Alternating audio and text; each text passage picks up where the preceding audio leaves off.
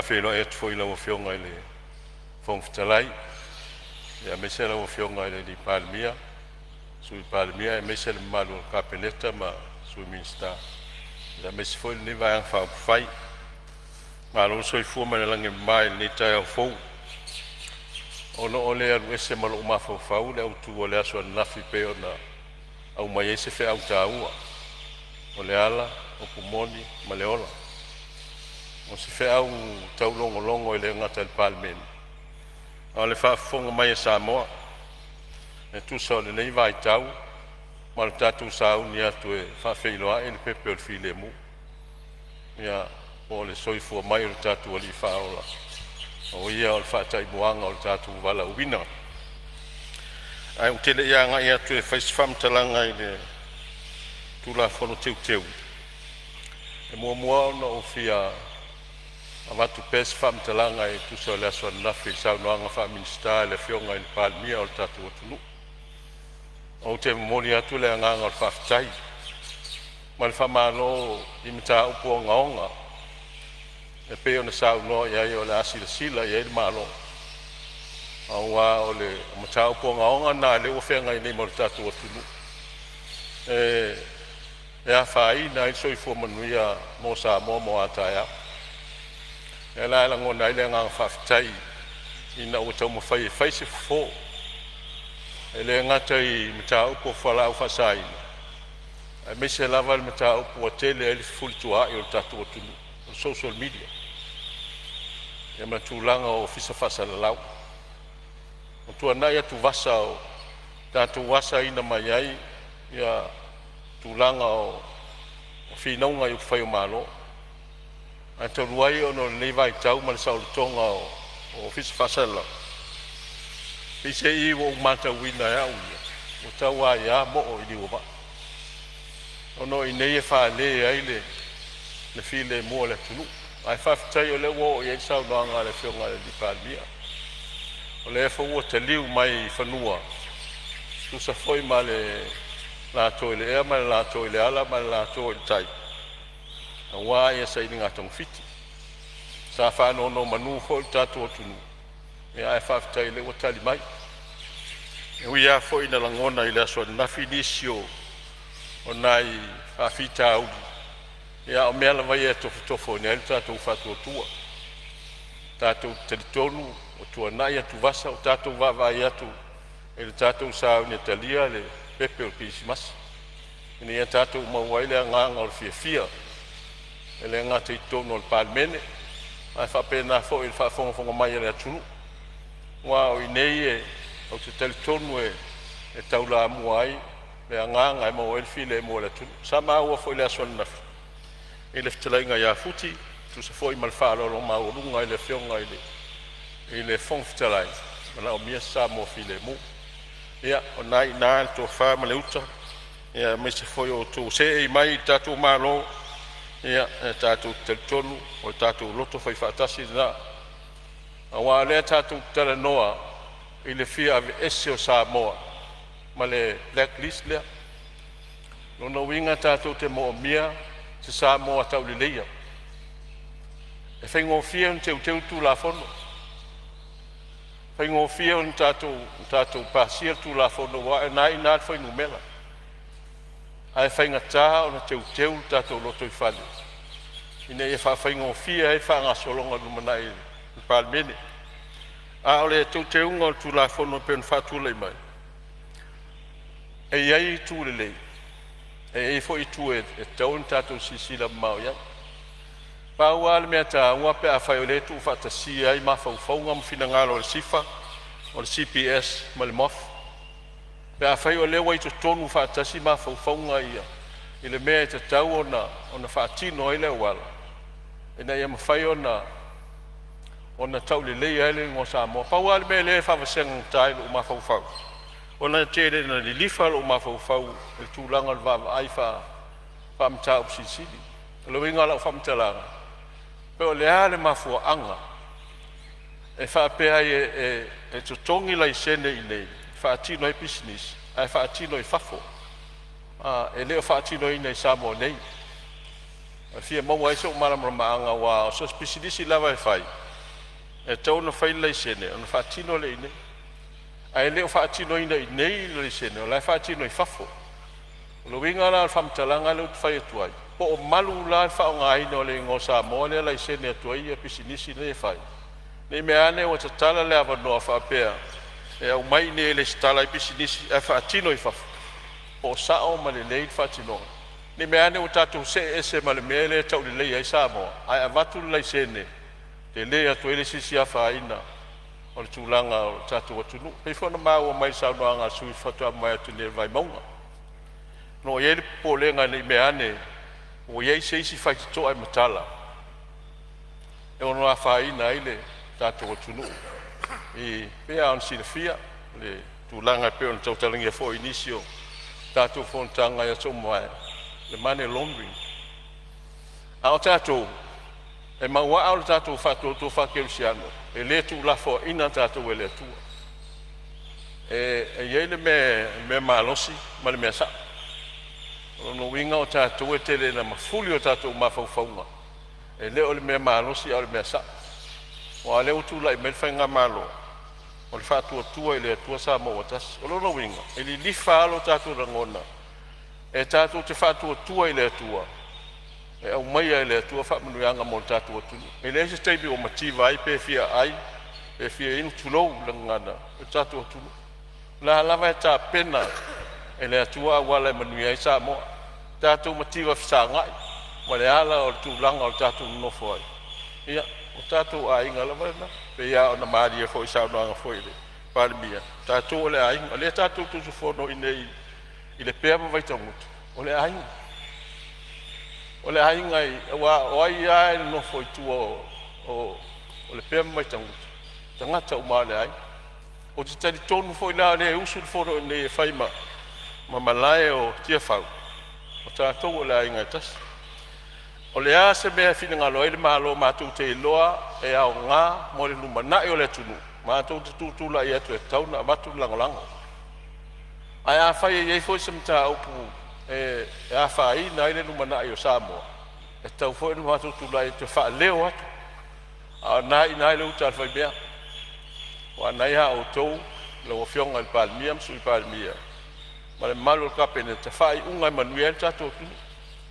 Sa wanu ai la son nafi pe o le atu o toa o fia fia I la son nafi. Ona o nai mea lai te peo no whai lo atu.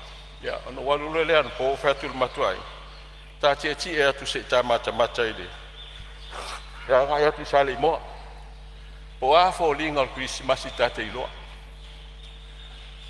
O atu sale mo to le di mai. Ese le mata mo fi. O ta penanga le tunu. E fata tali le pepe Christmas. E fata tali le fi le mu. A le alfe au e batu le ia tatu.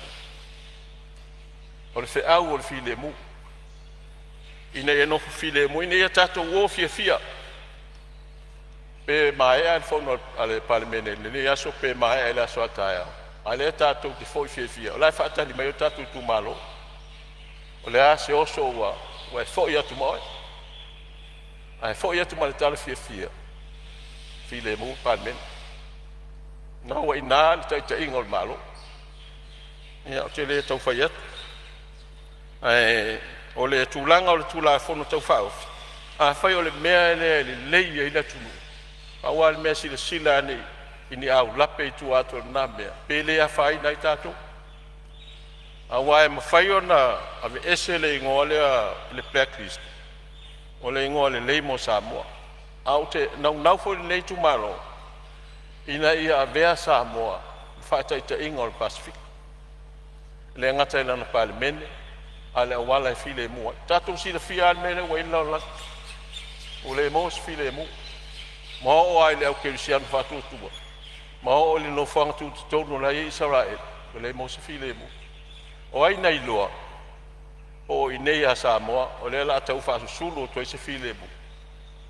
Le anga e mfai ana avatu I nei fe au mai le tua. Ma o le file mu. A le tūlanga le fa moe ma le tūla fono tu ina mai. Ia.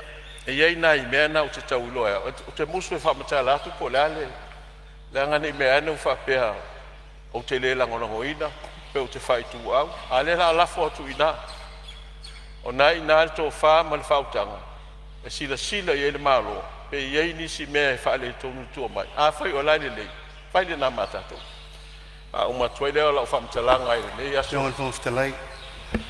Ia, malia whenore sui o lo Saunoaga o lo iei whaula vea marteitai o malo, ia tuna mea lo fionga le ripani. Whaftai le tua le, ala whai mai foi whanunga le lei. Tātou Palemene le nei foi tai au fau. A talo whatoi le ngang whalolo, na o fionga teitai al mota. A mai se foi sui mamalu umo le tātou Palemene. Lei e leisia nganga e whala velave le, ma le lenga le fionga le Tupufia. Wale mfaino nofo langa pa o Sofia mai aluanga o Saunoaga tonu nei o le tai au fau vo i mea uma le tātou whanongolongo. Ai mei se fo i upu ia ua fola le maota o le tātou vatapui ma le avatapuia. Na ua fionga le Tupufia o ele si ainga e vesili ai ainga e fia o Samoa. Me se foi lo tu lai mai le nei vai tau. A wato finga sa moa ma tatou taimi foi. Fuata malona lo, tai malona taanga. Le foi wai fola manino le aswana nafi. Ioe. O ti ngā nā. No i tō whanga ma ti ngā nā na nafi. Ta musu, ta mā, ta mou. Ale wai sau no saola.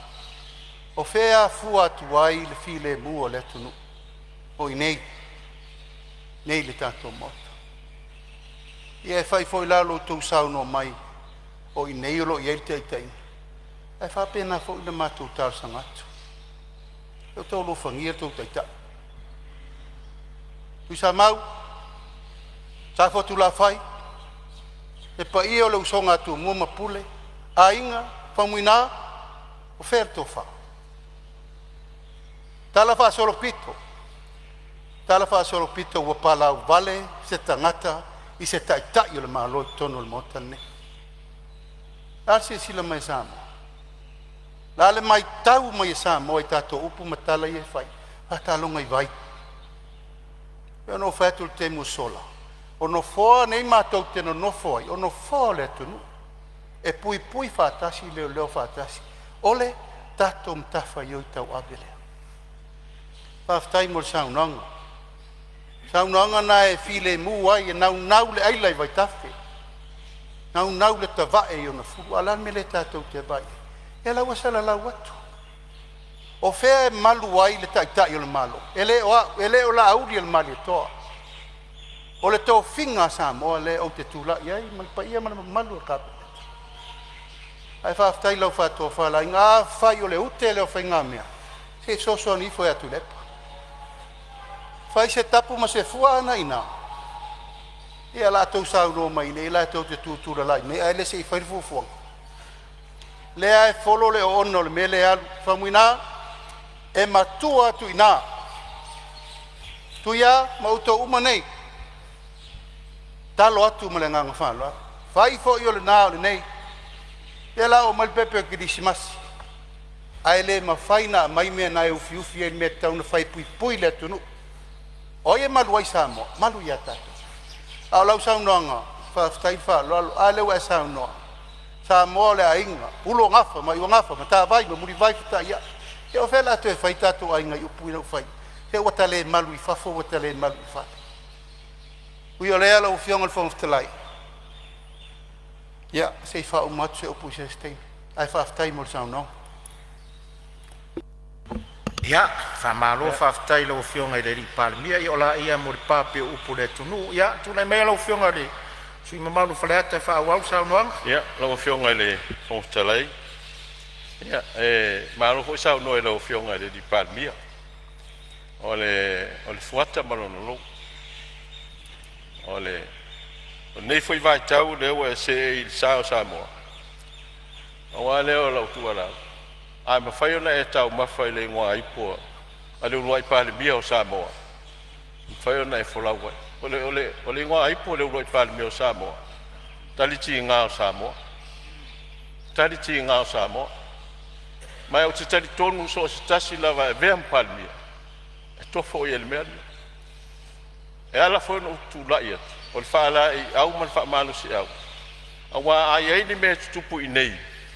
E ha fielo soifua po le soifua o le taitai o le tuangai. E tua ina. Nanga o le malae nei e pui pui. E Faleata. Lea la tai mai ia le ngā matua. Nana te silfia. Ai whawhitai mo le whautuanga. O le nganga whawhitai fo te fia whawhitai atu. Wa ia mana ia le itumalo nei. Le ngai wha ia itumalo le ni e Faleata. Wa lava ia le ngā matua le whaitau ane ai. Ia tūlanga o le matou itumalo. Whaitau ane le itumalo. A le Saunoaga matongofi. Whawhitai. E le to e tele foi sa whamtalanga. O lava lea e whafuoloa le atualo soifua. E maua lo malos. Wa taita inga o le. Ia. Sao Samoa. Maria Fenoa lava le suo Saunoa Faleata se tuatu lava no le Palemene. Io e sao le la Saunoa. O te lava foloti ngao le tunu lengo le tunu. Ai o te leta lia le mafau ia Samoa. Paualea. O ti ngā umo le tunu e mawhaina tau ave. A le mafau le whai me le tunu. O te leta lia. E ngangana malwhalo alo. Alo whawhitai, ia, whaumai le Saunoaga lo Afioga Tupufia, ia lau sui Faleata ele o toi tele fo sau taimi. Sau whamtalanga, ia. E tele lava me pe anu whai atu. O tele mana o e ta whea ele au le wheau na momoli mai e toi in whaatonu laso anafi. O le ala upu moni ma le ola. O le sa tauro o Yesu. E le whai ngofie, o te iloe le whai ngofie, o au. Se fu le las fu tausanga lea. Lo wafianga i nisi mea ona lo wafi. E ese le matui. A o te talitonu. O tua ato o ti ngana. E whanau mai e isi whamanuianga. Ai e maua lotu whamangalo. E maua lotu whamangalo. O le vai taune o kisimas. O le tatou lotu whamangalo. E maua le file mu. Tālu sia ele lofa le atua e maua lo malos.